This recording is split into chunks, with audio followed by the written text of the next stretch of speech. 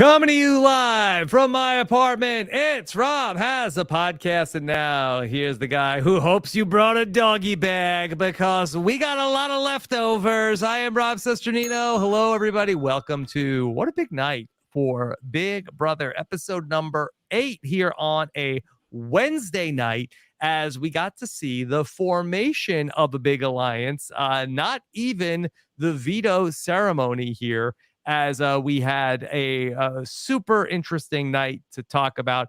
A lot to unpack here tonight with our panel. Let's go ahead and bring them all in here to talk about everything that's going on. Of course, you could hear him talking all the time about 90 Day Fiance, of course, The Masked Singer, and lots of talk on the Big Brother live feeds. Here is the great Puya Zambakili. Puya, how are you?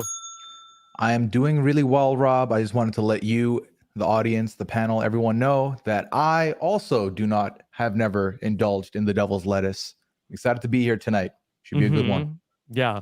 Okay. I don't know if everybody on the panel can say the same. All right. So let's go ahead and bring in, of course, so much fun to have back with us, Maggie Morgan. Maggie, how are you? Hi, Rob. Hi, guys. I'm doing great. I'm so honored that I was the one who was asked to be here while we got to watch Daniel and Nicole show their whole asses on television tonight. Yes. Their whole ass, as Rob would like to say. So I'm very excited to talk about. It was a full moon. I mean, yikes. But super fun. I'm really excited to get into all of it with you guys. And I just think that it's going to be a great time. Okay. And so nice to have back here on the recap with us, my co-host of the Nothing But Netflix podcast. Please welcome back Chappelle. Chappelle, how are you? Rob, I was doing better, but I've been sitting here for a little bit and I'm starting to, my head Are is you starting okay? I don't know, man. Are you okay? Is it your foot? Is it your foot? I've been laying around doing nothing for so long that when you ask me to stand up for 3 minutes, I just can't hack it. So you have to bear with me. I'm going to have to sit down for this. You were medically cleared to be here. They should medically evacuate Jasmine from the game. At this point, I'm tired of seeing this. She gets an injury every 3 days. It's okay, Chappelle. I'll make you some cookies. Or some chicken wings, and I'll bring them to you on your scooter, and you'll feel better. Yeah, there's this area that I can't reach. Could you wipe it for me too, Maggie? Like, what, like that's where I draw the line now, Chappelle. That's where I draw the line here. Some people don't draw the line, Maggie. That's all I'm trying to say. But Rob, thank you for having me. I'm happy to be here. Yes, Maggie? No, I do unfortunately see myself being that person in the house who, if someone was injured and needed that, I take care of children. So I probably you would help. Could just I do think I would. It's embarrassing now, but I understand why she did it if she asked. Because who asks that if they really don't need it, you know? Jasmine. Maybe that's just Jasmine asks. Yeah. I would just like some Lay's. Exactly. That's all. Yeah, that'll make everything better. No one has to wipe my ass or whatever. I'm here. I can do it. I'm capable. Okay. All right, now that we have that out of the way, so we're here Wednesday night. We will be back again with you tomorrow night after the big eviction night. Don't forget that eviction night show is on 1 hour later. So we'll be live at 10:15 p.m. Eastern time for that. Should be a fun one tomorrow night. Of course, if you want to get your questions into the show, robhasawebsite.com/BB questions for that. Such an interesting episode. You know, I think that it was probably the right call to break format tonight to really give us the build up. We had the whole middle section of the episode where we really got into the bizarre sequence of which was edited slightly differently than what happened in the real time. But still, the point came across that we got everything with Taylor, just the bizarro world that is this Big Brother house where people are upset with her, to the formation of the guys side of the alliance, and then ultimately the leftovers alliance Puya, how did you think that the show did tonight? Well, the show really carved themselves a difficult path these last couple weeks by not trickling in some of the stuff that was going on against Taylor throughout the season so far. So they really had a lot to catch us up with.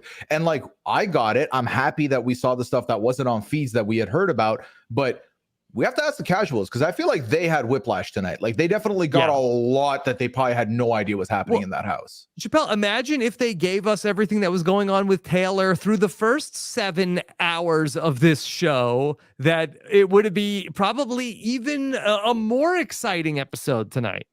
Yeah, they screwed up. They could have been giving us all the seeds that made the feed so exciting this week. You know, like all of us who've been keeping up with the behind the scenes stuff, we're like completely tapped in. This is the most exciting week ever because it's all been building to this.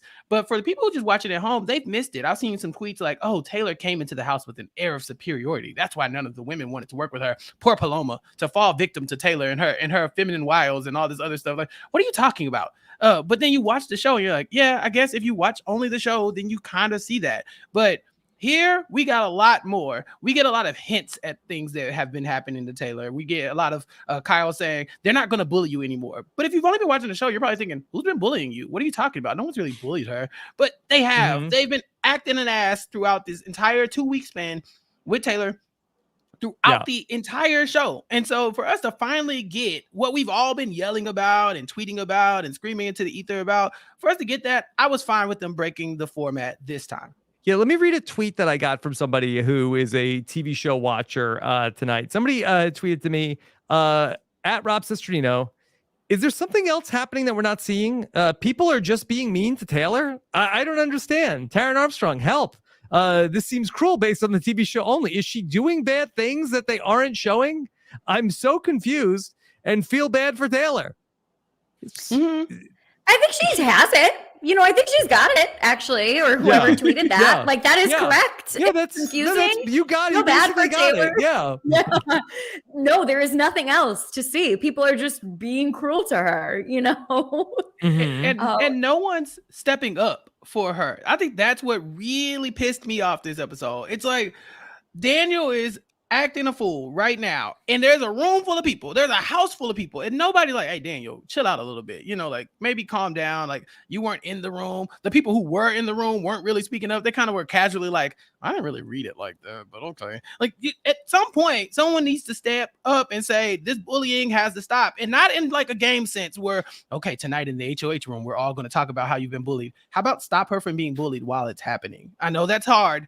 I know it's $750,000. I get it. But also, everyone's talking about what America's going to see, what the people at home are thinking, what kind of backlash they're going to get. Yeah, you're getting that because you're allowing stuff like this to happen. You're perpetuating all of this. And so these people don't get a pass from me. It was very hard to watch this episode. I can't lie. So let me ask my question about all of this that was going on. And of course, that in the episode, we didn't really get sort of like the background of why Nicole had come out of the diary room, from what I understand.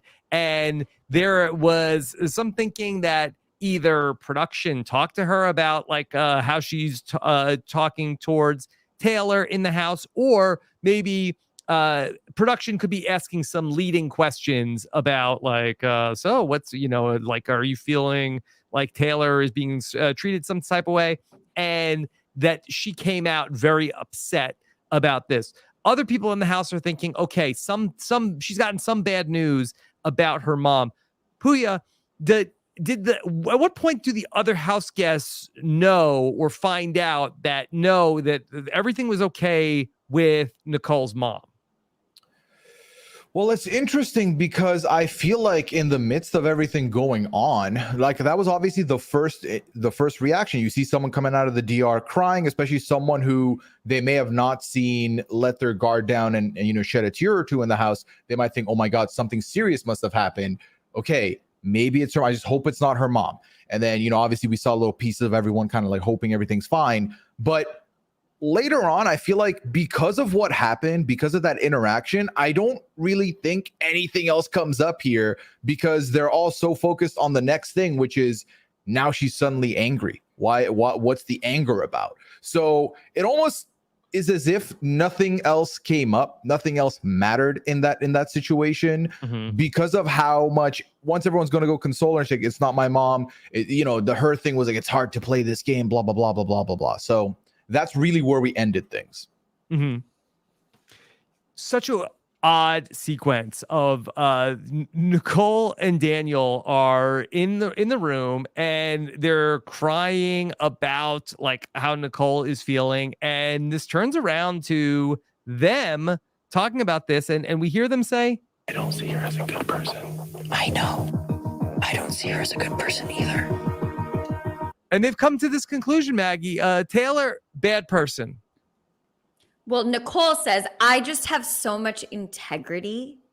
I just have so much integrity that it's just really hard for me to throw a competition because I just have so much integrity. And meanwhile, literally Taylor's sitting out there like, please, can we say a prayer? Do you guys mind? Yeah, I just want to make sure her mom is okay. Yeah. Yeah. It was really beautiful. They did a great job of it, of showing it on the show. Yeah, but this was like fancy editing, right? Like this wasn't literally happening at the same moment, right? Rob, when I tell you that picture in picture on the feeds, man, quad cam it up. This is exactly what was going down in one room versus the other room. You couldn't have written this better. We can't even give the editors credit to this. It naturally happened this way. It was wild on the feeds. The movie magic they're trying to make happen, though, like we have reason to believe that in the diary room, people were telling Nicole and Daniel and many people in the house, you might want to let up on Taylor. It does not a good look for whatever reason, however they were suggesting it.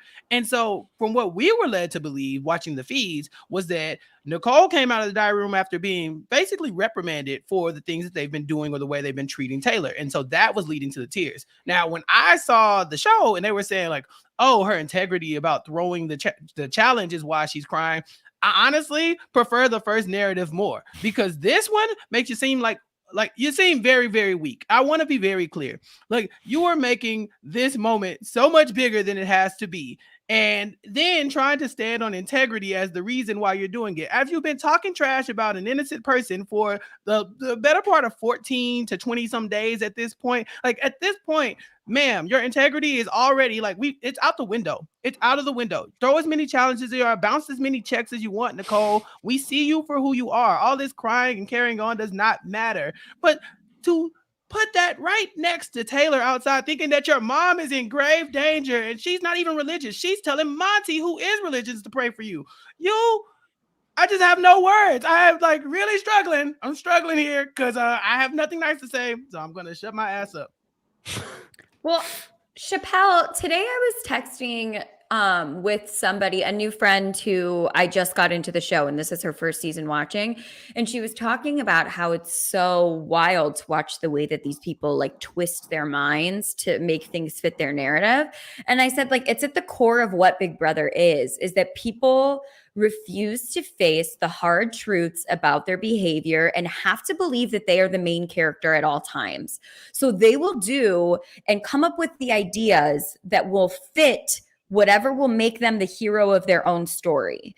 So they constantly are twisting around other people's words, other people's actions, because in order to actually face the truth of the situation and what they've done, that would be far too painful for them. Right. And I think we literally watched Nicole and Daniel do that in the bedroom. Like she was forced, like she was in the diary room. Like, this is very painful. If I actually talk about what I've been doing, like, am I a bad person?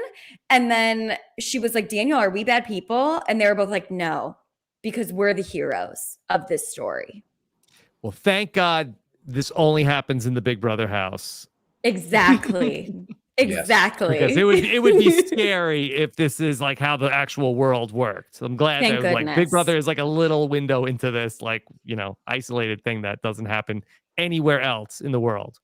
Well, look, I'm very excited for them to try to pull this same maneuver when they get on out the house, because I listened to the podcast. I heard Amon talk about how Taylor has been telling everybody to extend grace. She's been extending grace to all of the people in the house who said rude things to her, but she ain't seen all the stuff that we seen. So if you choose not to extend grace, I think that's a personal choice on you, Twitter users. But as for me and my house, I'm going to make it do what it do, baby. Just know that. So I'm waiting on them to exit. I will be waiting for them at the door. So Taylor comes in to the room and obviously very concerned about her bestie, and somebody who she legitimately considers a friend in the house, and tries to say to Nicole about like, hey, whatever you're going through, don't worry about me. You do what's right for you. Do what's better. Don't. Basically, you whatever decision you need to make. Pay no attention to me. This does not go over well with Nicole Puya. That she says that like, hey, I don't need to hear this from you. Yeah. So Taylor said, if you have to tap out, like, don't even consider me. Like, you're good. Which anyone with two sets of ears is sitting there and hears. This just means if DeVito goes poorly, don't worry on my accord. It is completely chill. We are good. And then Nicole sits up. Well, actually, that's not in my vocabulary. Like, were you not just talking about throwing this? Like, I know you're not going to tell her that, but again, this is exactly what Maggie said. This was a moment where it was like, wait a minute. I've been right this whole time. You are mean to me. You are thinking horrible. You want me out of the game. You're wishing ill will towards me, so I get removed. That's not okay. And the trampoline that Nicole found in the house to jump to this conclusion is amazing. Did Nicole know though that Taylor was thinking that something had happened with her mom? Like, in any way, is this sort of like terrible sitcom like misunderstanding going on? I just remember that Daniel came out of the room and everybody was like, well, no, because Nicole said like, oh, they're going to think this is about my mom. So after an hour of Daniel, comforting her and talking crap about Taylor, then he came out and was like, it's not about her mom. It's okay. So definitely. And then they decided that the excuse they were going to use was that she was nervous about her mom. And that's why she was crying. So no, absolutely not. It's ridiculous because if Nicole could have just shut her ass up for 2 seconds, she would have let Taylor finish her sentence. It said, don't even consider me. Don't even consider me is the part that she didn't hear because she already started running her damn mouth. Like, shut up for just 2 seconds and stop trying to push this narrative on this woman who has done nothing to you. She's trying to console you. The entire house is trying to console you. Why, when she tries to console you, you take it so personally, like she's trying to get you to leave the game. But you know why that is? It's because of the damn Paloma narrative that Daniel's been pushing. Taylor, she got in Paloma's head and made her lose her damn mind. No. That's not a thing that happened. And so if you compound what is she, Jean Grey? How does she have these powers? They think she's the goddamn hypnotherapist. It's just, it's ridiculous. It's like that compounded with this is making them think that she's just going around like planting seeds in people's heads and making them quit. Like, she literally broke Jasmine's ankle or whatever and then made her pass out in lieu of doing the challenge. Like, Taylor's power is out of control. She might be Jean Grey. Yeah. Incredible. So, all right, Nicole doesn't want this negative energy. She's tired of this. Nicole is now telling the story secondhand to people and says, the thing about Taylor, she's being very passive aggressive with Nicole. She does not like that at all. There's one thing Nicole hates. It's passive aggressive. Also, Nicole says this to Taylor when she walks by. Chips before workout. Yeah, that was not necessary. None of your business. Kind of passive aggressive, no? Yeah. A little bit. I mean, just a little. I missed that. And I swear if somebody said chips before a workout to me, I would throw my chips at them and be like, fine, you take them. You take them. How dare she? Nothing passive aggressive about someone literally coming to you and saying, is everything okay? Did I do something wrong? I can't speak for that person. You need to talk to them because I don't know. I have nothing. Like, ma'am, you've been talking shit about me for 2 weeks. You got a lot of ammo. I want to know what you're talking about. I want to know. Be aggressive with me, please. Give it to me straight, like you've been giving it to everybody else. But no, I hate passive aggressiveness. No, she just wants everybody to be mad at Taylor because they have already cooked up in their mind that this is the big bad wolf, and now everything has to fit that narrative, like Maggie was saying. So then here's where Daniel steps in then at this point. He's like, all right, hold my beer. I got to step in because I got to start to talk to Taylor. And this is when he comes in and starts yelling at Taylor and says that, okay, you know what? That's it. you don't think America's watching this, Taylor? You don't think America sees how you're acting right now? Yeah. Message to Daniel here. You impersonate Elvis, not Enrique Iglesias. You're not a hero. No one Paloma doesn't need you. Nicole don't need you. If they have something they want to say, they'll say it. I don't know why you decided to get up looking like Big Lebowski in that robe and decided to like take Taylor to task for this. And bless Taylor's heart for being like, lay off the lace? Like, what are you talking about? Oh, what was this? What was the point of this? You were really like going off. It's not your battle. It's not your comment. You inserted yourself where you not need to insert yourself. And you better hope you make it to jury. I don't like the BB streets for you. The rest of your housemates are not doing well either. Pooch is right now live on Instagram showing his gooch to the world. It's wild out here, Rob. What's his gooch? His coin purse. His entire gooch just out for display. This man don't know how to shut up either. Stop it. Sorry, baby. Oh my gosh. I had a lovely chat with him the other day. Oh yeah. You know, was this before or after he said, "I love Taylor because she's just like me. She's just like me." She got he all the didn't say pooch, anything about that. the pooch high points is what he points to. Mm-hmm. I know though, Puya, why Daniel got involved. It's because in his ego brain, he's like, I protect, I bulldog. That's what he's been saying, that he's the bulldog. And he's like, I protect my people, because his entire ego is literally built on the fact that he will defend his people and his number one ally and his girl, you know?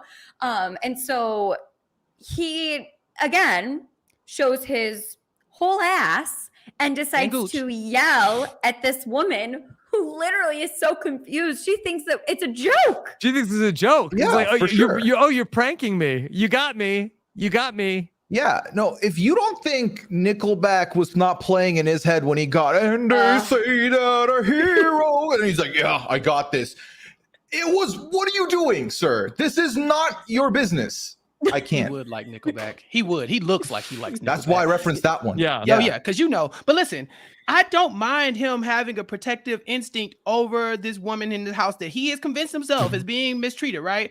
But where the hell is that instinct for everybody else in the house when it comes to Taylor? Monty, what the hell is your black ass doing? Say something. You're just sitting there with the I eat ass face. Just, oh, I don't know what's going on here. Like, well, say something. Do something. Pinch him. Like, what? Like, just let this woman she's sitting there in tears, standing there about to fall apart. Y'all like, tonight in the HOH room, meet me for it. Like, what? Get out my face. I can't stand these people, man. Oh my God. She's so confused that she's like, wait, I don't, am I in the Twilight Zone? What is this house? Who are these people?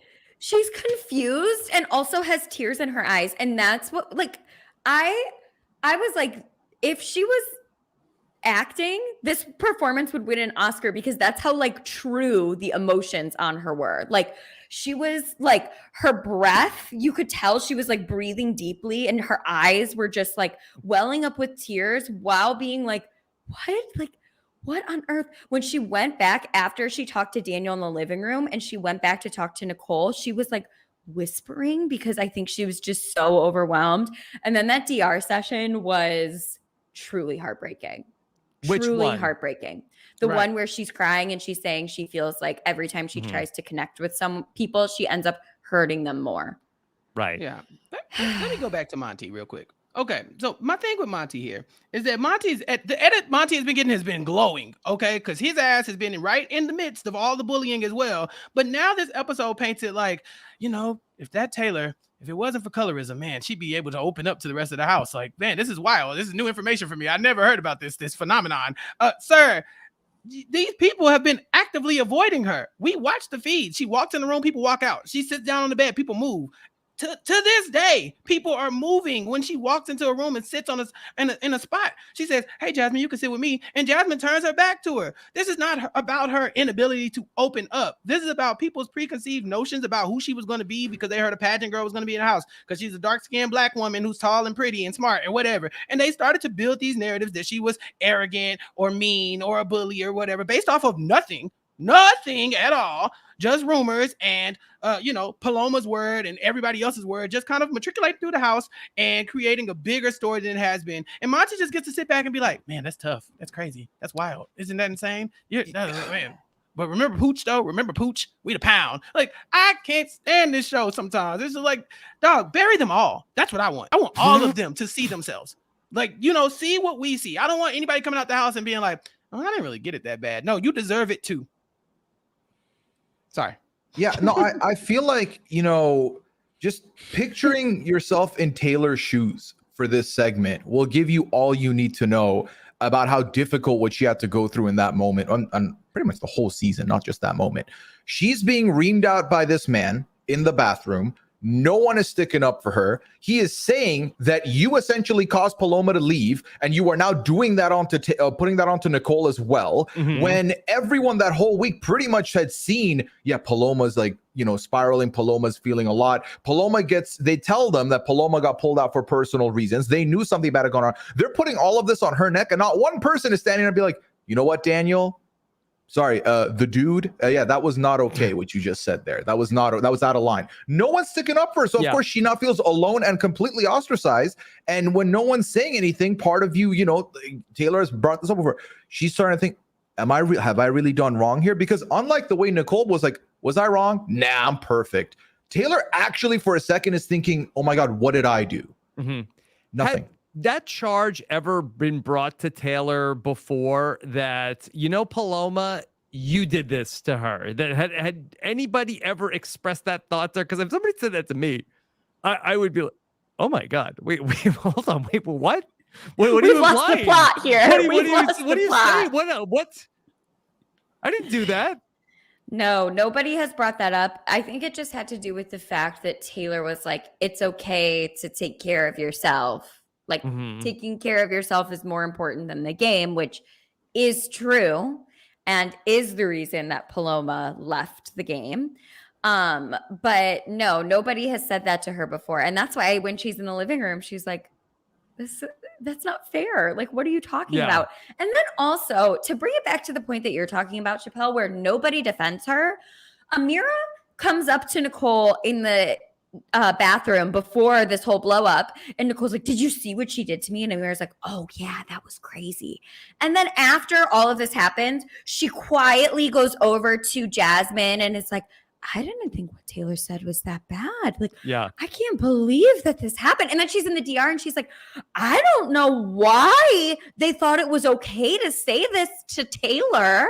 And as she's the one stoking the flames. Well, here she is with Daniel at one point. When I was there, I didn't think she meant it immediately. It doesn't matter. It doesn't matter. Well, it doesn't at this point, Ameerah, because why would you go to Daniel after all this and be like, maybe she didn't mean it like that. Like, oh yeah, because now he could put the toothpaste back in the tube. How about you say that when he starts going off, walk in the room and say, I was there. I didn't really read it like that. Felt like she was just trying to tell you to take care of yourself.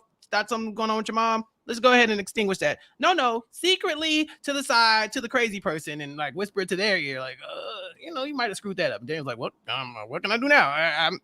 It's too late. She's crazy. She killed Paloma, damn it. It's like, what are you accusing her of at this point? It's just, it's too much. I too am sick of Ameerah. The problem I'm having with this series is that I cannot figure out which order I want these people to go home at, because I want them all out now. Like I was like, to this episode, I was like, Nicole needs to go next. We know Nicole is not the target right now, but it would be so much more poetic right now if this was all the downfall of Nicole. It would be even great if it was Daniel. Oh dear God, what if it was Jasmine? Oh, if it was Monty, I'd be fine. It's like I just like a kid in the candy store. Yeah. Right. I want them all gone. And it's like, if it has to be Ameerah this time. All blindsided butter beans. All of them. A bigger ass pot of butter beans. Blindside them and get them out of here. For me, that's what I'm struggling with the most. Like, I know who I don't want to win. And I will be upset if one of those people win. Mm-hmm.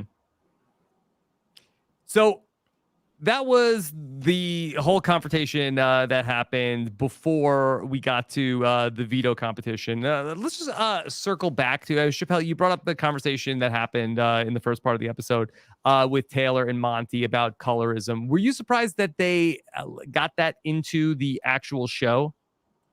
No, and this is me being kind to CBS, because in the past few years we've seen some tough conversations being had by Big Brother, even in international Big Brother as well. You know, Big Brother Canada has had some really like intense conversations about race and like more nuanced conversations than we would expect to have here in US. But starting with the Davon and Bailey conversations, the conversations surrounding the cookout, and now this, I think it was time. It's probably well past due, but when you finally put more than one black person in the house, you can say, "Oh, look, colorism," you know.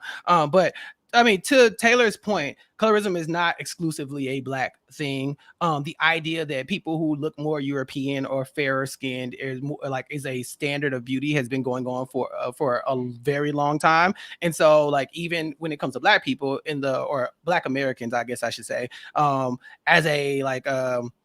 as a product of chattel slavery, 400 years of like oppression, Jim Crow, and all that stuff. Basically, from the beginning, it's been the closer you are to white, the more acceptable you are. And that even manifests itself in the way you speak, in the way you dress, and in your skin tone. So naturally, based on those events, you know, like colorism has become a thing, and it happens in the house, it happens outside of the house. And so I'm happy that they had the conversation. I think it's a very nuanced conversation to have on a 30-minute or, you know, or whatever, like a little short television show. I mean, it's roughly 40 minutes, I guess. But, you know, like it's a hard conversation to try to teach the people that don't know it exists, but it does exist. And you see it in other cultures as well. So I'm happy they talked about it. I hate that it has to be every time one of these conversations come up. I feel like it's always a victim moment. Like it's always like the victim of this has to now explain to the world what this is. And it's just like, I really wish you could just have the conversation and move on, you know, and just like, and it not be because like I'm out here like struggling to connect with people, or all the fairer skinned women in the house don't want to work with me, or, you know, stuff like that. So I appreciate them for highlighting it, but I really wish this wasn't always at like falling like at the feet of like an Azah or a Davon or a Bailey or, you know, a Taylor to tell the story, because it's not their job to educate you. However, the show really kind of like gives us that conversation with Monte and Taylor, and kind of spins it of like, hey, Monte has this conversation with Taylor, and he kind of has a new understanding about Taylor. You know, they talk. He sees Taylor in a different light. I sort of understand the struggle that she's going through, and maybe Taylor hasn't had a fair shake in this house. But Puya, it is my understanding that is not exactly the way it went down in the house. No, I mean, this is Monte we are talking about. So, of course, naturally, he has been, like Chappelle has alluded to, the show has been very nice to him edit-wise. He still is someone who does talk about, you know, targeting Taylor, going after Taylor. It's gotten better, but it's not been completely removed. Mm-hmm. Yeah. What point did this conversation happen? Was Pooch still in the house when this conversation happened? I am not 100% sure, to be honest with you. Mm-hmm. No, yeah. This was, yes, this was last week. When did I do the update? Last Thursday. It was that morning, the morning of when I was doing the update. Yeah. Okay. Yeah. So right before and because Monte had been working very hard to try to campaign to keep Pooch in the house, and, you know, against, he wanted Taylor to go home this past week, but they ended up having that conversation. And then we get to Turner becomes the HOH. And for, you know, a good 24 hours of Turner's HOH, that the plan was for Taylor to be the person to go home. And Maggie, Monte seemed like he would be on board with that. He would. I mean, yeah. Even this morning. Yeah. I mean, I don't want to do spoilery stuff, mm-hmm. but yeah, Monte is a weak link still when it comes to Taylor. Monte, like, no matter how many conversations he has with Taylor, is still like, but she might be out to get me. So, you know, I think that this was more of a way for the show to show Taylor in a more educated light, to bring light to the colorism that Taylor is facing in the Big Brother house, what she's faced outside of the Big Brother house. And it just so happened that she was talking to Monte about it. But like, no, Monte and Taylor are not like besties who are super close, and he's the one who fought for her and advocated for her. If anything, it was more people like Joseph who did that for her. Yeah. Okay. Yeah. let's bring Joseph into this because let's talk a little bit about the formation of the Pound. Kyle had heard that, of course, Kyle and Monty, they were part of Pose Pack, and they were feeling like, okay, we are not really their first option over there. Kyle had gotten word about the Women's Alliance from his conversations with Alyssa, and so Joseph is feeling very much like they need to start chipping away at the women in the house. And Kyle talks about how the women, they really don't like Taylor. The four guys, Kyle, Monty, Turner, and Joseph, think Amira is the head of the dragon, and they form the Pound. So, Puya, the Pound is formed. Who let the dogs out? Pooch, pooch, pooch, pooch. He's gone. Gooch. Yeah. I was literally about to sing that, Puya. You beat me by 1 second. You know, gotta be quick with it. Yeah, so the Pound is formed, and through the Pound, something very beautiful is about to happen that we did see on the episode. I do not want it lost in here that a very important event that happened this week that could have kind of been the catalyst for everything that has happened is a birthday, Rob. Joseph is now Joseph bracket 25, or if I go Arabic, Joseph Khamsa Washrun. And I'm very excited for this. Very happy to see Joseph having aged one up and out here playing. It's lovely to see. Yeah, big coming out party for Joseph here by the end of this episode. Let's, we have everything that's going on with Taylor and with Nicole, but we sort of hid the veto draw, which, of course, the besties give us just two of these other teams. Turner and Jasmine are going to play against Brittany and Michael, and Nicole and Taylor in the veto, which is Wood Stack. This is the grooviest lumberjack competition of all time. And as Kyle tells us... So I, for one, have never sampled the devil's lettuce, but by the looks of these trees, someone's about to get high. What are we doing? It was right there. Yeah. It was right there. Look, I personally love lettuce. I love like kale. I like greens in general. All of them. Baby, I'm a salad enthusiast. I prefer candy. Yeah, so for me, candy, that's a good one too. So I can't relate to what the hell Colin's talking about, but the challenge is gonna make you get high. It seems like that's what they were going. Now, I had no clue that Jasmine was gonna have a panic attack for it. This took me by surprise.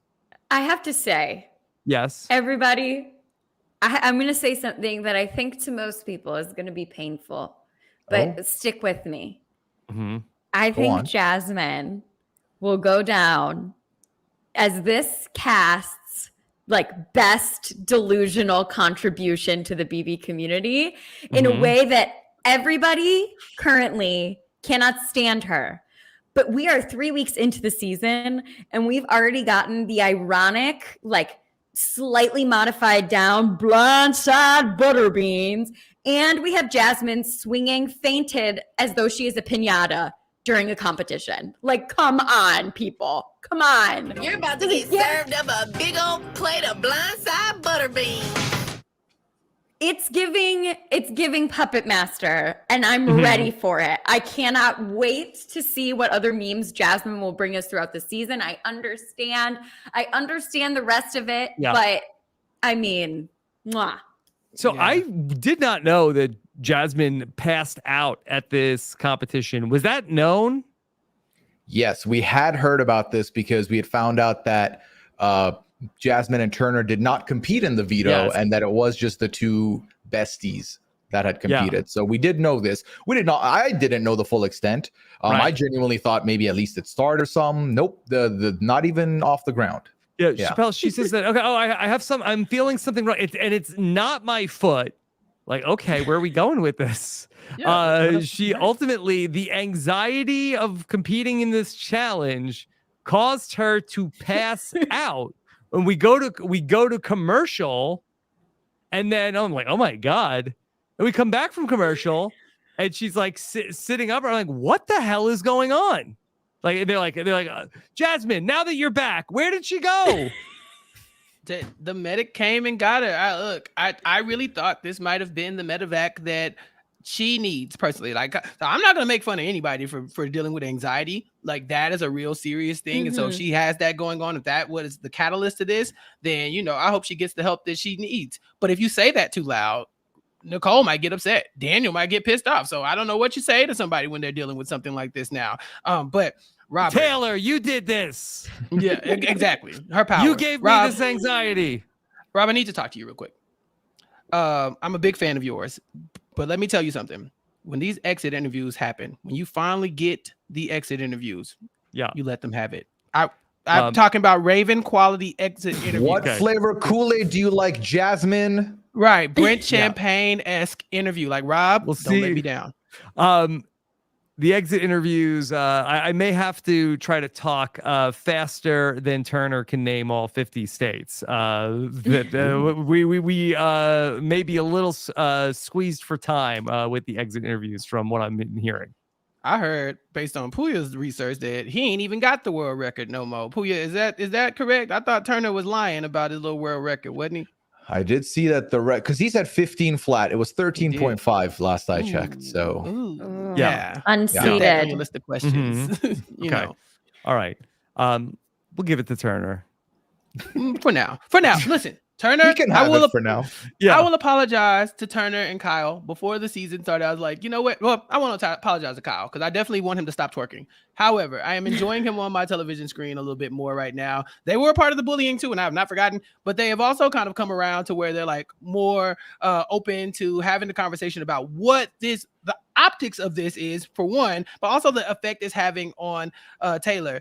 Now, I don't know if that's because it fits their game, because it really does, honestly, to have this now empathetic look at Taylor as a person in the house that you now need to usurp this girls' alliance. It does make sense for them to say, you know what, I'm so sorry they've been bullying you. Oh my God.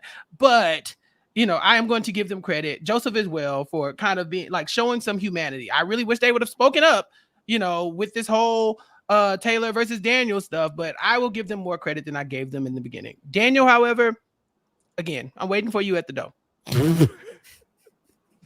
Okay. So now it's heads up now for the veto. Brittany and Michael versus Nicole and Taylor. And Nicole is going to go to throw the challenge. But Nicole, I don't know if she even got to throw the challenge. No. This was like a very Survivor-esque challenge, I felt, where it's like somebody's the caller, basically, and you just direct the person up there. Like, Brittany and Michael had it figured out, where like Brittany's in charge and Michael is simply placing the pieces, Right. But Nicole was like, Taylor, what are you doing? When it was very clear that it was her job to assemble the puzzle. Yeah. Focus. And I'm not Taylor going to... was being shady in her own way in the diary room, like, why don't you focus on getting these pieces together? Like, that's the best you could do, Taylor. I'd have been like, girl, focus on these. She's too nice. She's too nice. Yeah. She doesn't have that. Yeah. God bless her. Puya, what'd you think about Brittany being the Hulk and then visualizing her husband? Fantastic. This was some good editing right here. I was not mad at this at all. Seeing her husband get CGI'd into the backyard was a fun touch. My only qualm is she mentions the Hulk, and then they played like a tiger sound. I was like, okay, I guess this is supposed to be like the beast unleashed kind of situation potentially. But no, I mean, Brittany showed out. She did a good job. I was very, very happy to see that from her. And hey, happy to see her husband make some cameo. Her husband got more airtime than Indy, than Alyssa, Terrence. Than Terrence. A lot of people did not get the camera time that Brittany's husband did. So, yeah. I have somebody that Brittany reminds me of, and like, feel free to be like, no, but she kind of gives me the vibes of, I think her name is Michelle from Big Brother 11. She was Noonan? the doctor, like the yes, Dr. a Noonan. little bit. Like they're not Michelle Noonan, who Michelle Now. Noonan currently is. Michelle Noonan on the show. Yeah. Like how she was She sort might of know like about the this- devil's lettuce. Yeah. Yeah, but no, like how Noonan was like when she was on the show, she was sort of like a social outcast, but she somehow like found her way into the majority and was able to navigate through. And she gives like sort of fun, kooky DRs. Like I sort of that's who she reminds me of. Maybe I'm wrong. Puya seems very not on board with the comparison. No, She's I'm- offbeat. Yeah, this is true. I mean, it's more so that I'm trying to do the refresher because I don't remember a lot from 11. It's been a minute. So I do apologize if I don't nod along immediately, but I'm not saying no. I'm not saying no. Yeah. Yeah, I'm probably more familiar with her works after Big Brother and then like Chappelle, science come wise. on now, Science wise, she's a Chappelle. scientist. She's a Scientist. doctor. I like to read. Scientist. He did it for science. Like, Yeah. like Nick Uhas. Yes. Yeah, of course. Mhm. Yes. Okay. So, all right. Congratulations to Brittany and Michael. And how about this? 3 vetoes in a row 3 of 'em. for Michael. Do you got an asterisk on this third one, though? Mm-mm. No, Nope. there's just a second one. It's not like a half a veto. It's more of a, there Yeah. were 2 vetoes that are up for grabs. I feel like it's fair game. Mm-hmm. Hey man, that's legit. Three vetoes in a row in every way. You've been a target, and you know essentially every week too. You know, like Yeah. it's not like he doesn't need these vetoes. Like no one could say like, well, should he be winning all of these? Like, yeah, he absolutely should be winning all of these. Like he's a backup option every week. Yeah. I loved the dual DR session that they did. I thought it was so cute. And you could tell Michael was pumped to be doing a dual DR session. That he was like, Very rare. exactly. He was like, this is big. Mm-hmm. Yeah. I do love a good dual DR session. It's really good. Okay. All right. So maybe the more festy besties in the DR together. Yeah, and at this point, it's bold to say because it's only been 3 weeks, but he's gotten all 3 vetoes. I think we're looking at the new record holder by the end of the season. If Michael makes it Yes. to the jury, if Michael makes it to like top 7, yeah, I could easily see Michael breaking that record and holding it for himself. Mm-hmm. All right. Good for Michael. Something to Yeah. keep an eye on this season. All right. So after the veto, all right, here comes Joseph. And would you say Joseph is like the Nick Fury here of the leftovers? I could see that for him. He comes in with that energy. He starts assembling one by one. Mm-hmm. And that's a great reference, Rob, because this really did feel like the Avengers coming together. Well, It really had that especially energy. with the score by the end of Oh, the yeah. episode. Mhm. Like the Big Brother editors did a good job with this. We see Joseph and Michael talk. Tells us that the Pound Alliance is pulling people in. We see Joseph talking to Brittany. We see Monty talk to Taylor. Hey, meet me upstairs. Meet me later. Yeah. And she's like, okay, no one's ever let me into their HOH room, so let's see what this is like. Mhm. And to her surprise, she gets up there and they want to form a huge alliance to overtake the Girls Alliance. And I love this bizarro crap that we're doing right now because any other season, we see 5 guys grab 2 women and say, like, this is the big one. We're like, boo, what are you doing? Like, Yep. no, tomato. And now we're like, no, this is exactly what we want. Now get them. Yeah. Like steamroll the house is what we need. Like I want them all to just decimate them one by one. I want no type of suspense at all until jury. I want it I want them all crying as they sit next to their person on the block and they know they're the one going home. I want it bad. Like brigade me please now. Like that's what I need. It's just so funny that every year this is the antithesis of what we want in the Big Brother season. But because it happened like this, let's take them down. I'm so happy. I'm so happy with this alliance right now. I hope this alliance crumbles because I hate a bunch of people in it still. But I need it right now because I need Nicole, Daniel, and Jasmine, and Amira, and Terrence out of the house ASAP. ASAP. I have to say, this is Big Brother, right? Like Yes. Yeah. this is what Big Brother is all about. And Thursday night at 1 a.m. when I was awake watching feeds, I texted Puya And I do feel like Puya and I manifested this. And I was like, end of the week, How Amira's did on you the do it? block. Yes. I said, end of the week, Amira's on the block. Who is voting out Terrence? I bet you Amira goes home. I could see a world where that happens. And Puya was like, I can see it too. And I did not manifest the leftovers. I had no way of knowing this would happen. But when I woke up that morning and saw that this meeting had happened, like I had butterflies in my stomach. I'm such a nerd that I literally was like, had goosebumps and butterflies. I was like, when Big Brother is good, it is so, so good. And this has been so delicious. Like literally delicious to watch. So good. Like leftovers. So The right leftovers. The right meal, this is like a pizza leftovers. This is not like a Yes. stew leftover, Rob. So it's good. Please, Leftover please. stew kind of smack though in the wintertime or some It leftovers. does. It does. I In the make a winter, vat yeah. of stew on Sunday and eat off of it throughout the week. So I bet Listen. you would like my stew, Rob. Okay. The flavors I'll try it. simmer.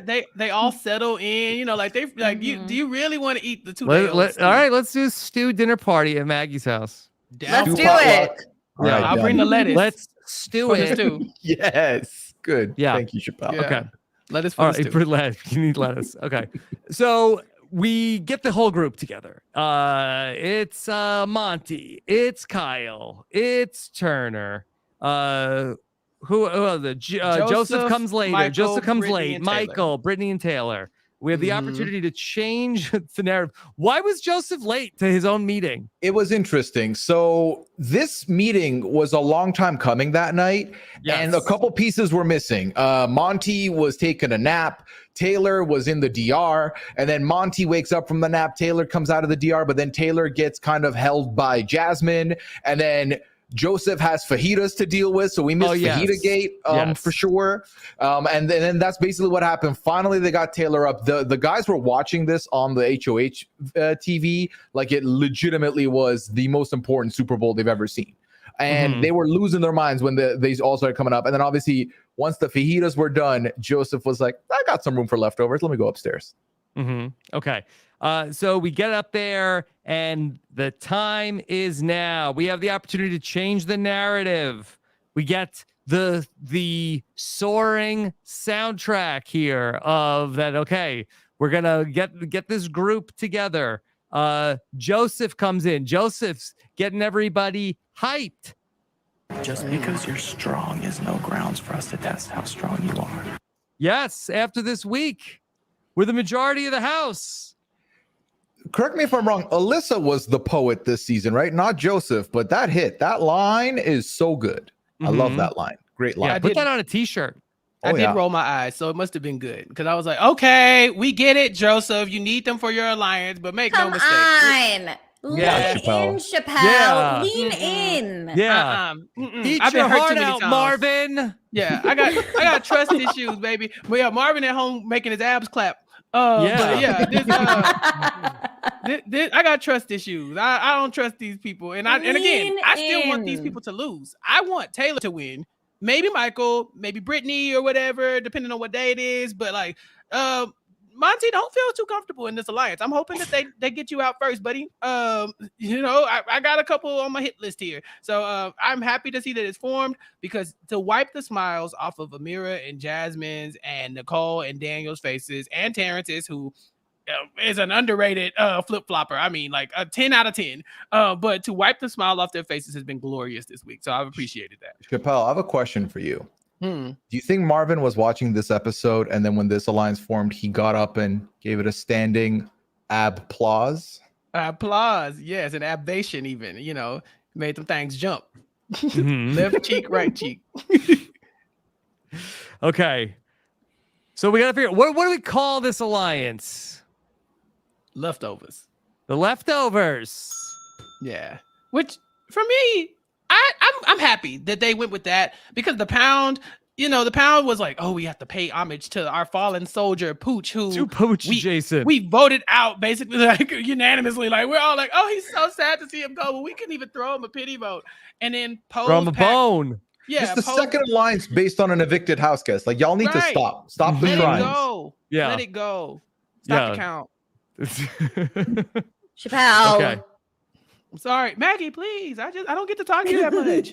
Yeah. So on Turner's HOH, we have a huge plan come together on Turner's Watch. On Thursday's episode, we will kick things off with the veto ceremony, where we'll see what happens with the power of veto, and then we'll get to see all of the fallout from that.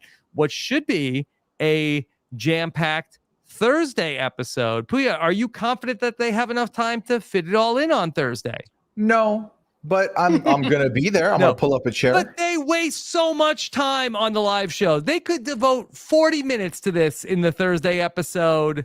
Give us the quick vote, boom, boom, boom. But no, they will drag that out. Oh yeah. I mean, if you don't think you're gonna get at least 5 people who go into the diary room and they're like, yeah, I vote to evict Ameerah. All right, mom, goodbye. Happy birthday, dad. Wash the dog, feed the cats. Okay, and then leave.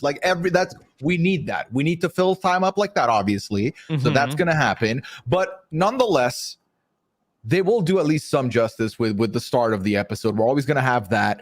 I'm banking on there being an HOH comp that we're not gonna see, so that we don't use any time on the HOH and get more content. That's what I'm hoping for here. Right.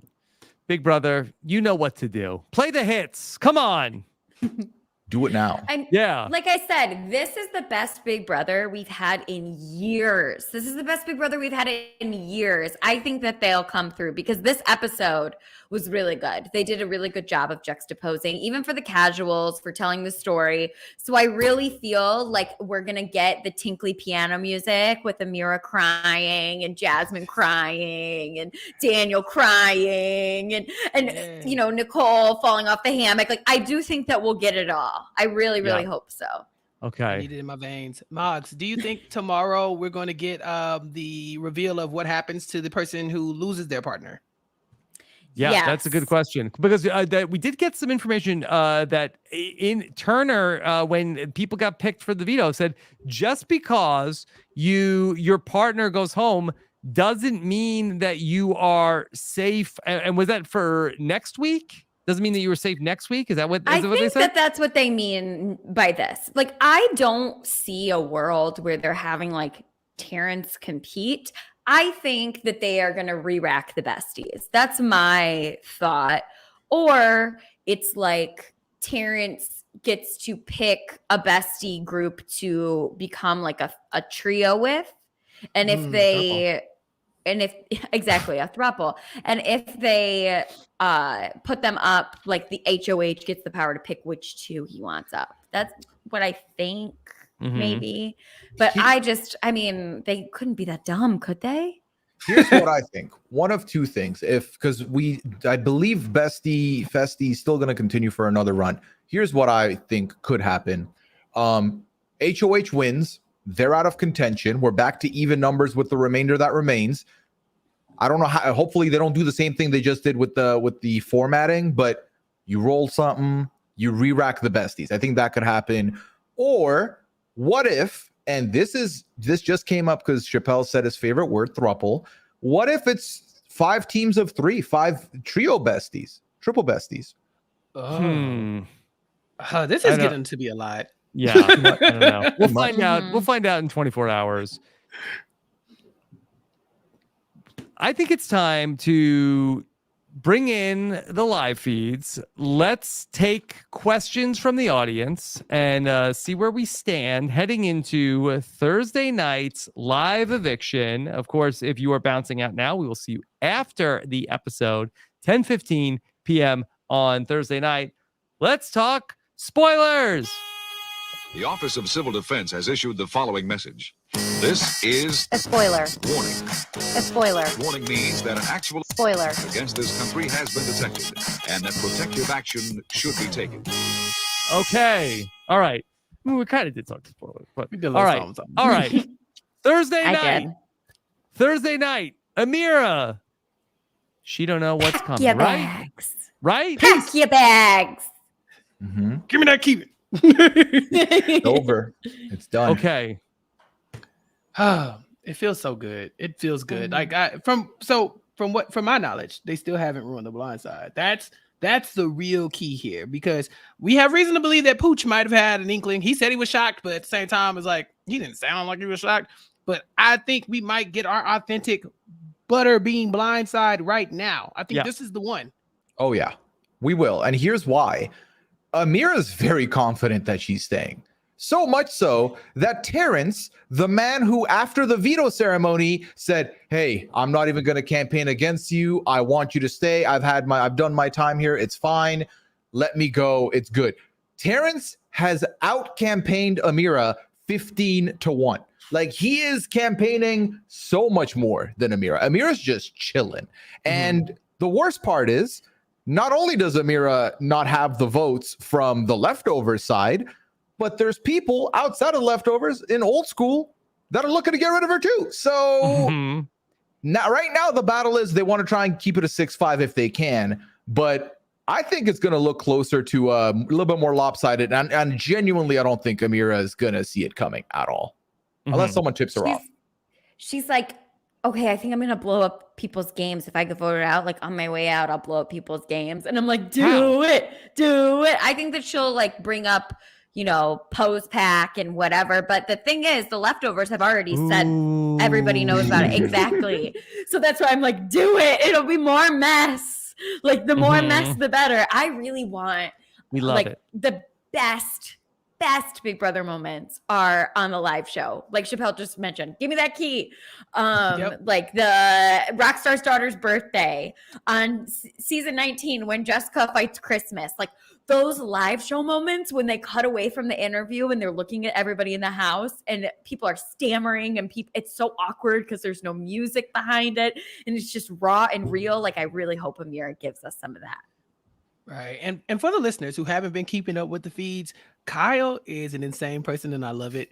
This man was like, what if we have a live tribal council during the voting eviction? Like, what if it'd be crazy if we just started whispering? Yeah, do that thing that right there. Then Julie's going to lose her mind. CBS going to cut the cameras, dead ass. Like that stuff is coming. It's coming, but I want it. I want them to go into that little hallway, whisper, and then just come out and just start whispering in everybody's ear. And I just want it to be pure chaos as Amira gets voted out unceremoniously. Julie will tell them to stop if they start doing that. They don't have to listen to her. They don't have to listen to her, but she doesn't want this. She like, all right, everyone, stop doing that. Stop doing that. Yeah, she don't run that. Bueller. Settle down. Stop doing that. Sit down. Yeah. House gas. This is not in the script. Stop whispering. Yeah, it's like, Julie, stop. Let us have something. But yeah, I want the mess. I want the drama. I want it all. Give it to me. Yeah, I'm ready. Any other developments that we should know about heading into Thursday? Yes. So Kyle had a very fun cam talk today where he looked directly into the camera and basically said, here's what my game's been like, and retold essentially everything from Pose Pack to where he is now. He mentioned that Alyssa spilled a lot of beans, not butter, towards, the stuff that ended up being used to get this Leftovers Alliance put together. He mentioned that he wants America to be on the same page as him, that he likes Alyssa, but he has seen some red flags in her as far as dating would go, but that he would give it a shot outside of the house. He's here to play the game, so there's no showmans happening there for him. I fully expect Taryn to do it with full animation and reenactment of Kyle's maneuvers, because let me tell you, this was a very fun cam talk for us to watch. Yeah, and Taryn has done such a great job all week long covering all of the events of Big Brother. So, all of the flowers to Taryn for keeping us so in the loop all week long. Mm-hmm. All right. He's doing a 3-act play, especially after the veto ceremony. He did like a whole 3-act play complete with him falling and jumping and all of that stuff. I was just glad he didn't hurt himself like Jasmine. It doesn't take much, it seems, to hurt yourself. No one can be like Jasmine. No one can be like Jasmine. Yeah. But shout out to Taryn. He's doing the good work right now. Yeah. We like this. But the probably one other thing, no way more embarrassing to hurt yourself than doing a Big Brother reenactment. That's true. No. Taryn's like, I got a workplace injury. What happened? I was jumping in my room doing a live feed update and I rolled my ankle. Like that would be wild. Taryn, no workman's comp for reenactments. Wait, our insurance don't cover that? Maggie, did you know this? We might need to have a round table after without Rob. Let's call HR. Yeah. Stay in the chair. That's unionize. Stay seated during the podcast. Okay. I didn't know Um, about that. Okay. The one other thing that this is lighthearted, not really to do with game, but there was a moment today where a couple of house guests were laying in bed. They were talking about, would have been great if they give us access to some Paramount Plus in here. Like, we don't have to watch Big Brother, but like an hour a week, we watch a show or something that could be fun. And then Joseph was like, yeah, and like, that could encourage some showmances because people are trying to, watch a movie and chill, Netflix and chill, and then Paramount and chill. And then Michael from the other side goes, no, Paramount and Mount. So we have a new term. We have a new term coined by Michael, the man himself. Michael said that? Michael said that. Yes. Yes. Michael, how dare you? So scandalous. Paramount and Mount. Okay. Okay. He All is engaged. Bring in the Okay. lettuce. Okay. All right. Let's take some questions from the listeners. let's On that segue. note. Okay. All right. Let's see. Row24 in BB24 says, what are the odds the creation of the leftovers will be one of the great flips by outsiders? I mean, it already Very is. high. Yeah, very Yeah, high. great. I think Taryn said not since Big Brother 6 have all of the outsiders come together. And I can't think of another time when that's happened. And I do really credit, like I texted Melissa yesterday morning before the roundtable, and Taryn actually brought up my point that I was like, we were on the same wavelength, that all big alliances like this really need a hype man or a hype woman to like keep them together. Like Joseph has been Enzoing it up, has been Casering it up, has been Caseying it up. Like Enzo doesn't get enough credit, Maggie. No, definitely not. Ahead of the Stanzos. Enzo's a great Big Brother player. He's fantastic here at RJP. We all know that he's such a great Big Brother player, and he was the reason that alliance really was able to stay together. So Joseph has been really doing that, and the outsiders would not have been able to come together and get as amped as they did and really feel included without Joseph and Kyle really amping them up. Yeah, to answer this question, think about where we were on Thursday night. Turner won the HOH. The Bestie Festy twist got set up in a way where a majority alliance paired themselves up with people outside the alliance. They look to have figured out a way to dominate their way to the jury by putting a pair up blindside, like taking them out and surviving. And Turner wanted Taylor out. He didn't care. He wanted Taylor out. How much has switched since then? This is the same week. Forget Thursday night. I remember where I was listening to the live feed update on Friday, and you and Taryn were in your feelings. Oh, feelings and a half, Rob. Taryn had a bullhorn in the corner of his room ready to leave. He was so mad. This twist ruined everything. There was so much momentum to the season, and they just took it and doo-dooed on it. It's over. This season's going to be rough. And we're legitimately sitting here talking about one of the best blindsides ever. We're sitting here talking about what a great week, what a wild change around. This is the best Big Brother we've ever had. Like, what just happened? That's the point. I tell people this all the time. Big Brother, the television product is a thing that we deal with every year, but we deal with it for these emotional roller coasters. We have these low moments every year. We're just like, why do we watch this? And then Devon wins a veto, and we're like, yes! And we're all crying and falling out, that kind of thing. Like we get our moments, our high points, and this is one of them. And so we'll look back on this one and then be like, yes, we're so happy. Now then when they all become jerks later on and we're like calling for their heads on a platter, we'll remember this day. But you have to enjoy it. You have to enjoy it while you have it. Exactly. You do. Exactly. Lean in, everybody. Lean in. Let it be Just put our fun. hands in and just do like the up in the air type situation. Yeah, like we Yes. did it. Yeah, like because that's really how it felt at the end of the episode. Okay. All right.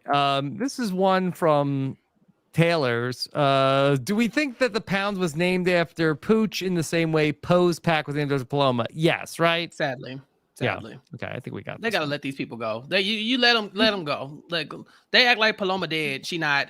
And Pooch fine. He's all right. He's doing whatever. So I think y'all be all right. You don't have to put in memory of any of these people. We dragging them on Twitter right now. That we got them. Don't worry. We got them. Okay. Yeah. Dan from Canada says, with the formation of both the pound and the leftovers tonight, do you think that the 4 guys will remain loyal, ride or die to the final 4? No, I don't.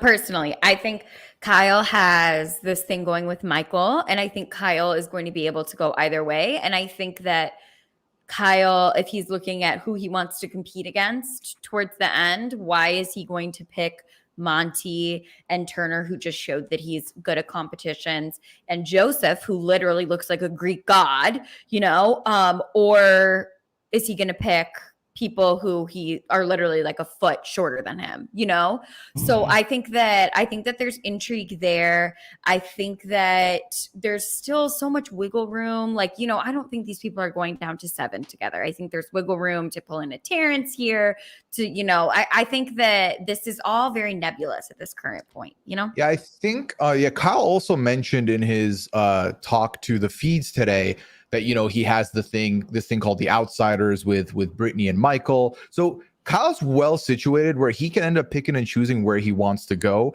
And again, let's not forget, this is an alliance made with people that were in another alliance a week ago and could have been safe and decided we want to do something different. So I could easily see a switch up happening amongst I feel like Turner's the one that I'm like, yeah, Turner will ride this out to the bloody end. I think Turner is very happy to be in this situation. Yeah, what else does he have? Right. And Joseph, I mean, he's showing us that he can play now. This is his first week playing the game, for the way I see it. So maybe he ends up looking at other stuff. I know he's working on some other relationships in the house. I think, we've all talked about it at this point. We would like a couple people outside of the leftovers to leave, but also I could see, as the weeks come along, some switch ups happening within this very alliance and within the Pound specifically for this question from Dan from Canada, was it? Mm-hmm. Hi, Dan. Can I ask, where's Indy in all of this? I know that she was getting buried when the veto first happened. Is she just like a complete floater, or is she still with the women? I think she's like a total coaster. I wouldn't say floater is correct. I mean, she told Terrence she's going to vote with her heart. So that's where Indy's at, But yeah, she did totally get blamed. Jasmine's she's the one bullying Taylor. She said she was going to throw soup in her face, which made me literally cackle because, I don't think that she said that. Also, Jasmine, okay. Yeah. Oh yeah, they want Indy to be the face of all the bullying because Indy's very straightforward. Now, don't get me wrong, she's been coming at Taylor crazy a couple times too. They definitely had an altercation when it came to the slop. I think that's why she hasn't been on camera that much this week, because she's so unpleasant when she's not eating. And so I think when she was on slop, she had to pull Taylor to the side and be like, "I heard you talking about how good the food was. Could you not do that while I'm in the house on slop?" I was like, calm down, lady, calm down. She doesn't have any agency in the game right now. Indy HOH would be very interesting, but I think that's not what we need right now. I think we need something very straightforward. We need to take this shot at Nicole and get her out of the house right now. Okay. Question, copious leftovers. How should I adjust my caloric intake tomorrow for a double serving of blindside butter beans with both the renom and eviction? Hey, indulge. Take some Beano. Yeah, Beano. Start with that. Beano. No, start with the devil's lettuce, because it's gonna be a good one. That, and then for dinner, make sure you just have leftovers. And you will, and that's a win-win. You're fine. Yeah. Okay. Then we have one, Kyle Taylor's version. Any predictions for what will happen to the remaining bestie come Thursday? Will they receive a special power, perhaps become an automatic third nominee? That one could happen. I mean, they really made it sound like something bad is going to happen to the surviving nominee. Yeah. You would think, though, that there is a consequence to being up there, right? Because you do have the opportunity to compete as the HOH. You lost. You had an opportunity to compete in the veto. You didn't win it, and you didn't take yourself down. Yeah. And so, I think I wouldn't say there would be a real issue with being a punishment for surviving the block when you and your bestie were tied to it. At the point that they announced that was when Nicole's like, "Oh yeah, put me on the block so Taylor can go home." Do you feel like that production was trying to, they heard the chorus led by Taryn and Puya of bad twist, you blew it. People are going up on the block just to get the person they want out of the house, and that they had Turner say, "But by the way, it could be something bad, a punishment for the person that survives the block," to try to incentivize people to not be throwing vetoes to get up on the block? Is this my influence? Did I cause this? Are you saying this? Am I the drama? My impact? It is. Yeah. It's power. I mean, that's the thing, right? The specific verbiage said just because you're safe, just because you don't go out doesn't mean you're safe, which doesn't say a lot. It could be in a punishment form, but also, isn't it all weird? It's like, oh, we're calling our pairs our besties, but then you lost your bestie, boo-hoo, sit on the block. I don't think that's gonna happen. I just think it means you don't get anything. So But stop what if thinking you don't? you're gonna get What if you don't something. get to play HOH? Because it's all in pairs. It's like a pairs HOH. So what if you don't get to Oh. play HOH? Mm-hmm. That's your punishment? Well, Yeah. I think would that make you 'Cause then exempt you're from the not veto as safe. well? Well, wouldn't that make you Um, exempt from the veto too if it's something like the competition that was tonight? Maybe, and that's why maybe they're saying mean- you're not safe. No, Oh, this like the isn't- backstage. Yeah, this isn't the backstage bus driver. Like, that's not going to could be be. the Bro, issue. Terrence. Yeah, no. Terrence is. I think Terrence is just not going to be immune, and he's not going to get any magical powers to go along with it. I think it's just going to re-rack in some way. That's what I'm thinking. Yeah. I just do not see them adding more to the Bestie Festy right now. All I'm right. hoping maybe. Anything else, BB24, before we start to wrap things up tonight? Do you think there's a chance that they just say no more besties? No more besties? No. I think Nah. especially after they're like, hey, after this week, we're hot. Yeah. You They know, did it. they don't see it. Yeah, they're like, everyone's saying it's been a good week, and we started the Bestie Festy this week, so that must mean they love this twist. It's a fan favorite. We should bring this back next year too. This is a banger. Mhm. I think that's know. the way Panel they're of the looking at it. Black. Hot shooter. Yeah. Mhm. Keep It's them coming going. Yeah. Let's keep it going. All right. So we set the stage for what's coming up tomorrow. We will have our live eviction episode coming up on Thursday. Hope you can join us then at 10:15 p.m. Eastern time. And of course, check out everything that went on today and overnight in the Big Brother house when Taron Armstrong will be live once again at 11 a.m. Eastern time. Be sure to be there for that coming up here every single day here on Rob Has a Podcast. Had the opportunity to catch up with a great friend of mine and of Mr. Chappelle. Kevin Jacobs, winner, Big Brother Canada 10, joined Taron Armstrong and me for a very fun conversation about the state of Big Brother 24. Check out what Kevin had to say in our latest Big Brother alumni interview up at robhasawebsite.com. He was great. He was very good. It was a very fun listen. Y'all should check it out. He was fine, average garden variety at best, but it was a nice. Definitely check it out. And shout out to Kevin. Yes. He's a cool guy. All right. Also, Jenny Autumn and I have continued our coverage of Claim to Fame, the brand new ABC reality show. 3 episodes in, had a lot of fun breaking down all of the clues in this week's episode. That's up now at robhasawebsite.com. And then, Puya, we got to cover Snake in the Grass this week, the premiere with the men of reality TV. Yes, 3 survivors and a Naked and Afraid. It was a lot of fun to get to break it down with you and Mary. It was I had a good time. I think, if you were looking and you have about 42 to 45 minutes of your time this week free, give it a chance. It was a good time. All right, yeah, check out Snake in the Grass and then our full recap of the first episode. No spoilers here if you want to find out who is the snake. All right. Then what a big Puya week. Chappelle, Every week's a big Puya week. Every man. week is a big Puya week. Yeah. That we talked about The Gray Man, Chappelle, over on Nothing But Yeah. Netflix. We had a good time. We talked about Ryan Gosling versus Chris Evans, and we had Puya on as well to talk about one of these Netflix popcorn films. It was a good time. Check it out. Subscribe to Nothing But Netflix wherever you get your podcasts, or follow Nothing But RHAP on Twitter to keep up with what we're doing next. We take suggestions, so let us know what you're thinking. Yeah, every How week. was the Chappelle and I- movie? It was good. How was it? It Mhm. was good? Okay. Good was popcorn fun. flick. Good to know. Yeah. Yeah, a lot of action.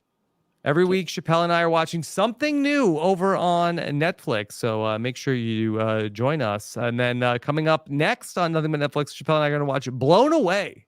Yes, we're talking about the extreme sport of glass blowing. Hosted by Nick Uhas. Big Brother's own Nick Uhas. Yes, who's the science talking guy. about that with you? It's No already one. recorded. Yeah. But already recorded. But yeah, check it out. Rob and I dive into the dark, twisted world of glory holes and blowing glass, and it is a fun listen. So check that out and catch the show. I kind of liked it. Okay. Wait, Maggie, do you watch it or are you just like Nick Uhas? No, this just seems so up my alley. Are you kidding me? This seems like everything I would want in all of it. This is amazing. All right. Well, Chappelle loved it. He might want to do the weekly recap. Yeah, look, if we have to do a breakdown, Maggie, I got your number. We can talk about it. Okay. Well, yeah, what's going on over on 90 Day Fiance? We are almost at the finale here, Rob. I had Asia on with me this week. Asia had not been on since episode 2, so it was nice to catch up with Asia. Yeah, it was a good time. We have now gotten 1 wedding out of the 7 couples, 6 couples yet to wed. Will they wed? Will they not? We'll find out in the weeks to come. But no, it was a great time with Asia. Okay. Then, of course, check out everything we have going on over on Patreon. If you are a patron, you got to join us live for our interview with Kevin the other day. Plus, we had a great time on the slop. Aman and I got the chance to talk with Pooch for a couple of minutes. On Friday, I'll be back with Taryn Armstrong for the BB Q&A. We will take your questions live. Plus, much more going on over in our Patreon podcast feed. I'd like to say that I think it's the greatest reality TV community in the world over at robinsonwebsite.com/patron. And then make sure you subscribe to everything we're doing over at robinsonwebsite.com/subscribe. You'll find links to all of our different podcast feeds. You can subscribe on Apple Podcasts and Spotify to make sure you get everything that we're doing right onto your podcatcher, all for free. robinsonwebsite.com/subscribe. All right. Puya, what's coming up for you? Well, Rob, if people want to find me on Twitter for my musings, it's at Puyaism. You can find me on Twitch, twitch.tv/Puya. I have a good time there. We stream, 3-4 times a week. Come say hi. I was reached out today by Brian Cohen, who asked me if I would join him on the challenge wrap up this week in Allie's watch absence. that tonight. Yeah. And I said, you know what, Brian? I listened to the last week's podcast. You did pick me. You said if you had to pick a partner from RHAP, you'd pick me. You made the right choice. I'll be there. So I'll be talking about the challenge with Brian. And I'm very excited for it. Should be good. Yeah, I'm going to watch that after this. We should have a watch party, the 4 of us, since we missed it. And then besides that, is anything else going on over here? I mean, obviously Friday morning, let's find out what the new HOH is going to do with me and Taryn, 11 a.m. Eastern for the live feed update. I'll be there for Puya Friday. And I think that's it, Rob. I think that's what you're getting from me. I had a great time tonight. I'm feeling good right now. All right. Great job tonight, Puya. Maggie, what's coming up for you? Yeah, I'm just here covering the Big Brother season, having a great time. I was on the slop a couple weeks ago. So if you're not a patron, very fun definitely edition of the slop. one. Yes. Yeah, it was super fun. I do the live feed updates sometimes. And I'm actually next week, I'm watching Love Island so that I can go on the Love Island wrap up with Kirsten McInnes and Brian Scally. And Kirsten McInnes is the only person in the world who could get me to watch more than one episode of this show because I'm 1 episode in and it's not my fave, not gonna lie. Yes, Temptation Island. It's very different, Rob. It's a very, very different thing. How so? What's the big difference? So Temptation Island, like these people are in real established relationships. Yes. Yeah. Well, no, but like they at least like are like their emotions are real because they've been with these people for like 3, 4, 5, 6 years. You know what I mean? So like they are with a partner that they've previously been with and have a relationship with. I have trouble with all of these love shows where like you go on and you meet your soulmate and it's like that's not what anybody's there for. And also like it just feels it all gets so sexual so quickly in a way that is like I'm like scandalized by. But if you want to hear all of my thoughts, tune in on Tuesday night to or Wednesday morning next week to hear what I have to say when I'm on with Kirsten and Scally. And you can find me on Instagram at @MLMorgan_. All right. Great job tonight, Maggie. And Chappelle, what's coming up for you? Well, every week you can catch me on the Purple Pants podcast with the Purple Pants badass himself, Bryce Isaiah, and Dr. Sharia Lloyd, as we talk about P-Valley on Stars. Season 2 is about to wrap up, and so Bryce, Sharia, and I have been breaking down every episode. We're on the way out, and so we got a lot to talk about. It's a fun listen. If you've ever listened to the Purple Pants podcast, you know Bryce is crazy, and it's a good time, so check that out.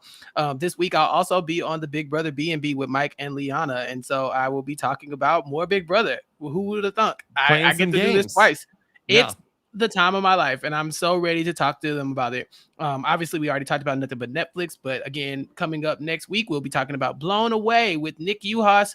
We talked about episodes 1 and 2 on Netflix, and so check that out. Listen to the podcast, and then again, subscribe to Nothing But Netflix wherever you get your podcast, and follow us on Twitter at Nothing But RHAP to let us know what you want to hear us talk about next.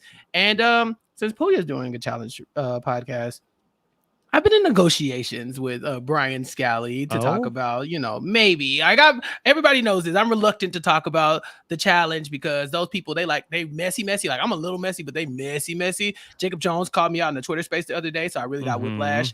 But I think I'm going to be joining the Dom and Colin network this week to talk about the most recent episode of the challenge as well. I might be popping into another network to talk about the challenge later on this season as well. So yeah, catch me there too. But follow me on Twitter at Chappelle's_show, where I am tweeting out all the links to the things that I've been tweeting or talking about. I'm just tweeting nonsense a lot of times. I'm tweeting at these contestants. I'm tweeting out into the ether. I'm complaining about the season. It's a fun time at CHAPPELLS_show. Okay. Puya, anything else tonight? Yes. Message to Aman Adwin. I listened to the slop this week, man. You're talking a lot about, which chapstick flavor are you gonna pick? We have raspberry. Can we just rewind a little bit, just that in case anybody forgot from the draft podcast back the one night into the season, Aman was left with a big decision of who to take with the 16th pick, the 15th pick overall, Turner or Indy. The audience would get whoever was not left. Puya said, this is an easy decision. Take Indy. Aman said, no, I feel like Indy can't win. I have to go Turner. Okay. And then things started to escalate. Yes. So then I said, well, Turner's not winning this show. I don't know why he made this pick. We ultimately ended up with a wager. Y'all, if you know one thing about Aman, loves himself some chapstick. Not to use, but to eat. And he said, well, here's the deal. If Indy makes it to the final 5, Aman will eat a chapstick. If Turner makes it to the final 5, I will eat a chapstick. Now, just because Turner took 2 showers and made a good HOH decision this week doesn't mean it's over. Does not mean it's over. We're just getting started, Aman. He still has to run through, 8 other evictions before that point? Don't count your chickens before they hatch. That's all I'm saying. You're getting too cocky too quickly. Okay. A lot to go. It's pronounced Cayman. Please. Cayman Adwin. But I'm sure he'll get the message. Yeah. Okay. Yeah, so many shout outs this week of the RHAP crew. It's a great family. Yeah. All right. Thank you so much for joining us here tonight. Really fun recap of the episode. Also, thanks everybody who joined us here live. We just under 5,000 people were here on a Wednesday night episode of Big Brother, which is the most I can remember here on a Wednesday night. Thank you so much for joining us. Take care, everybody. Have a good one. Bye. Peace.